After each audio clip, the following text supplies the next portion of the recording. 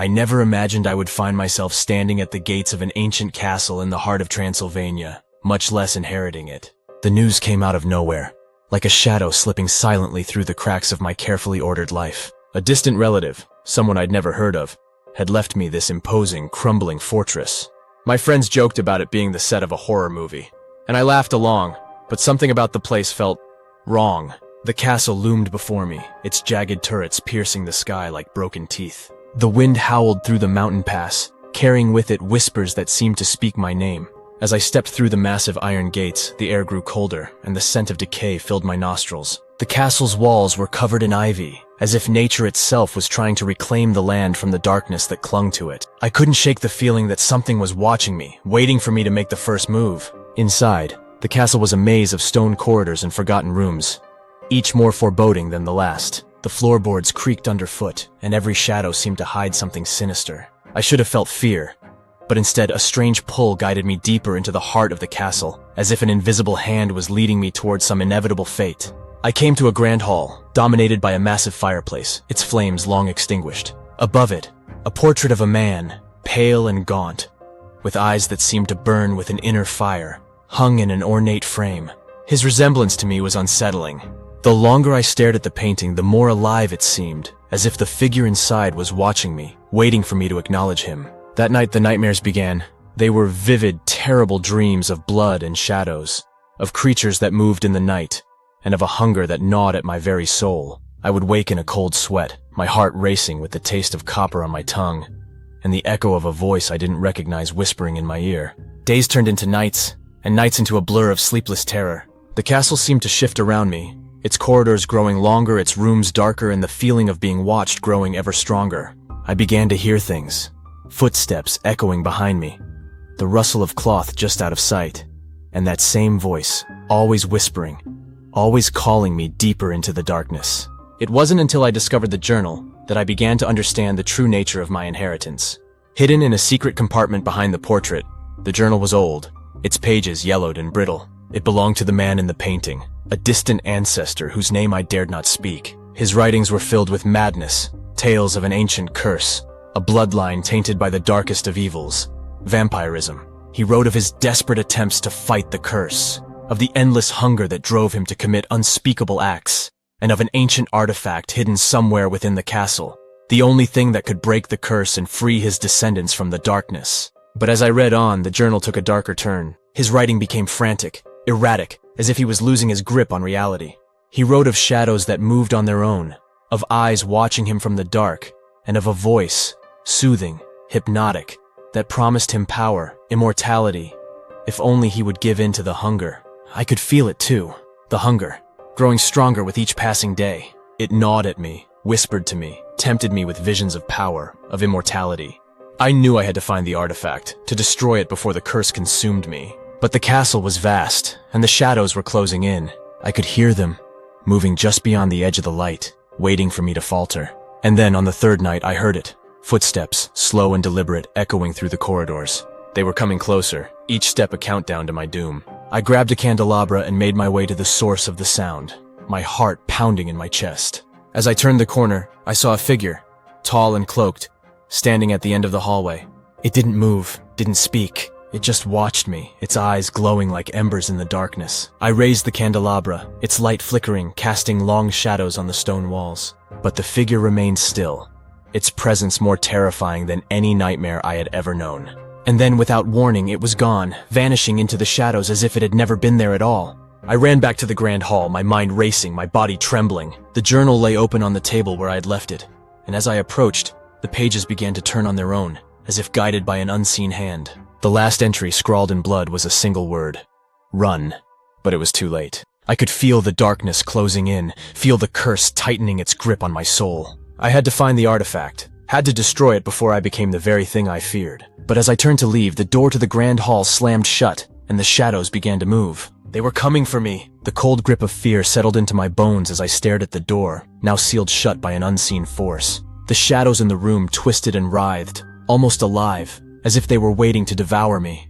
I had no choice but to continue deeper into the castle, to search for the artifact that could break this curse. But with each step I took, the hunger grew stronger, the whispers more insistent. The corridors seemed to stretch on endlessly, each turn leading me further into the labyrinth of stone and darkness. My only light was the flickering flame of the candelabra, its glow casting eerie shapes on the walls. As I walked, I couldn't shake the feeling that something, or someone, was following me, just out of sight. Every now and then, I would catch a glimpse of movement in the corner of my eye, only to find nothing but empty shadows when I turned to look. I knew the castle had secrets, but I never expected it to feel so alive, so malevolent. It was as if the very walls were conspiring against me, trying to lead me into a trap. And the voice, oh the voice, it was getting louder, more demanding. It no longer whispered sweet promises of power and immortality. Now it urged me to feed, to embrace the curse and become what I was destined to be. I fought against it, clenching my fists until my nails dug into my palms. I had to focus, had to find a way out of this place. But the walls around me were solid stone, and the only light came from a faint sickly glow seeping through a crack in the ceiling far above. I was trapped. Then I heard it, a voice, faint and distant, but unmistakable. It was the same voice that had whispered to me since I entered the castle, but now it was stronger, more insistent. It spoke to me in a language I didn't understand, but its meaning was clear. I had awoken the darkness, and now it was part of me. There was no escaping it. I crawled to the wall, my fingers brushing against the cold stone. My breath came in ragged gasps as I fought against the growing urge to give in, to let the darkness consume me. But I knew that if I did, there would be no going back. I had to find the artifact, had to destroy it before I lost myself completely. But where was it? The chamber, the altar, the dagger. It all seemed like a distant memory, something from a dream. I searched the small space, my fingers running over every inch of the stone floor and walls, but there was nothing. No sign of the artifact or the way out. Desperation clawed at me as the hunger grew stronger, more demanding. I could feel it, like a living thing inside me, twisting and writhing, driving me to the edge of madness. I had to get out. I had to escape before it was too late. And then in the darkness I heard something. It was faint at first, like the sound of distant footsteps, but it grew louder, closer, until it was right outside the stone walls. I froze, my heart pounding, as I heard the sound of metal scraping against stone, the creak of a door slowly opening.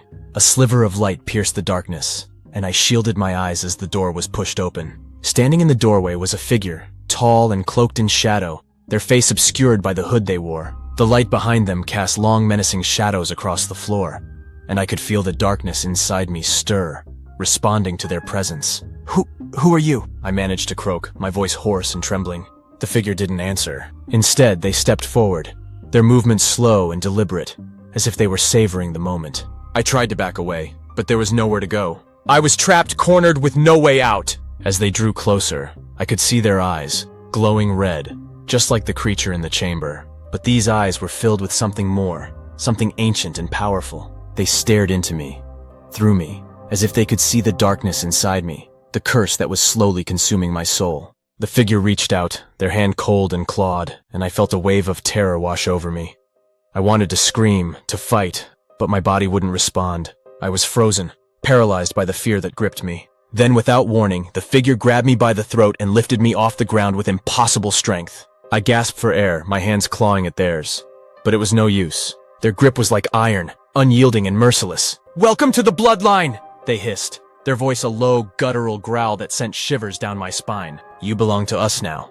With that, they released me and I crumpled to the floor, gasping for breath. My vision blurred, and I felt the darkness closing in around me once more. The last thing I saw before the world went black was the figure turning to leave, their cloak billowing behind them like a shadow, and the faint, mocking echo of their laughter as they disappeared into the night. When I awoke again, I was no longer in the stone room. I was back in the castle, lying on the cold, hard floor of the grand hall. The journal was still there, open to the last page, the blood-red word, "Run," staring up at me like a curse. But I knew now that there was no running, no escaping what I had become. The hunger was too strong, the darkness too deep. I was part of the Bloodline now, a descendant of the most feared creature in history. And there was only one way this could end. I had to find the artifact, to destroy it and end this curse once and for all. But the figure's words echoed in my mind, a chilling reminder of what I was up against. The darkness was no longer just inside me, it was hunting me. The days blurred together as I wandered the endless corridors of the castle, every shadow whispering secrets of a dark past I had inherited. But as the darkness inside me grew, so too did my resolve. I knew what I had to do. There was no more time for fear, no more time for doubt. The artifact had to be destroyed, and with it, the curse that had haunted my family for generations. The castle seemed determined to break me, its labyrinthine halls twisting and turning in ways that defied logic. But as I walked, a strange clarity began to settle over me. The voice that had once urged me to feed was now silent, replaced by a faint but persistent feeling. A pull, deep within my chest, guiding me toward the heart of the darkness. I followed it, descending deeper into the bowels of the castle, past the place where I had first encountered the creature, past the room where I had found the journal. The air grew colder, and the walls around me seemed to pulse with a life of their own. But I pressed on, determined to see this through to the end. Finally, I came to a door, massive and ancient, carved from dark wood and bound with iron. It was unlike any other door I had encountered in the castle, and I knew with a certainty that bordered on fear that this was it. Behind this door lay the artifact, and with it, the key to breaking the curse. I pushed the door open, the wood creaking under the weight of centuries. The room beyond was vast, a cavernous space lit by the flickering light of torches that lined the walls. In the center of the room, on a pedestal of black stone, lay the artifact, a small ornate box, just as I had seen it before. But now the box was open, and the dagger it once held was gone. For a moment, panic surged through me. Had I failed? Had someone taken the dagger before I could use it? But then I saw it. On the floor, just a few feet away from the pedestal, the dagger lay, its blade still gleaming with the dark energy that had surrounded it. I approached it slowly, the air around me growing heavier with each step. The darkness in the room seemed to pulse, as if alive, and I could feel the presence of something watching me, waiting for me to make my move. But I didn't hesitate. I knelt down, reaching for the dagger, my fingers closing around the hilt. The moment I touched it, a wave of energy surged through me, and I staggered back, the dagger slipping from my grasp. The room began to shake, the walls closing in around me as a deep, guttural growl filled the air. From the shadows, the figure from before emerged, its eyes glowing with malevolent light. "You cannot destroy what you are!" it hissed, its voice echoing through the chamber.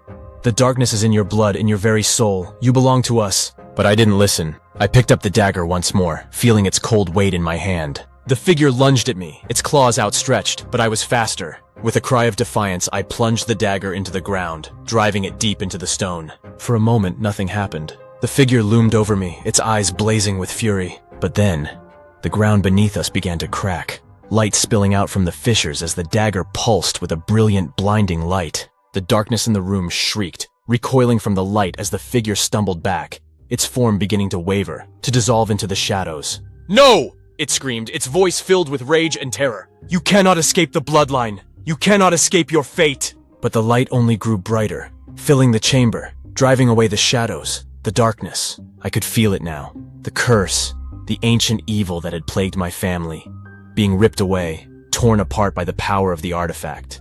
The figure let out one final ear-splitting scream before it was consumed by the light, its form disintegrating into nothingness. The room shook violently, and I felt the ground give way beneath me as everything went white. When I awoke, I was lying on the cold stone floor of the grand hall. The journal was gone, as was the dagger, and the castle was silent, eerily so. But something was different.